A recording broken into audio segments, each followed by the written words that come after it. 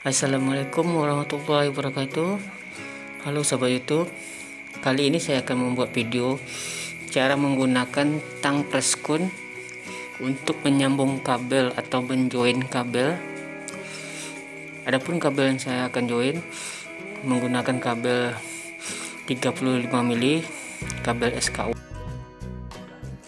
dengan join slip 35 mili juga.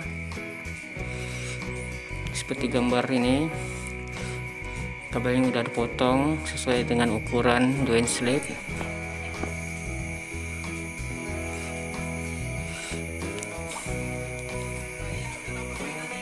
Ini stang skunnya. Tang skun ini bekerja menggunakan sistem hidrolik, dimana kita akan menekan tuas hidrolik ini, maka akan mendorong silinder untuk menekan mata skun sehingga terjadilah proses pengepresan. Baiklah, untuk menyambung kabel 35 mili ini saya menggunakan join slip 35 mili, mata skun 25 mili. Kenapa saya menggunakan mata skun 25 mili? Supaya pengepresannya maksimal dan lebih kuat. Oke sahabat YouTube, simak video penggunaan tang preskun ini tahap demi tahapnya agar mudah dimengerti.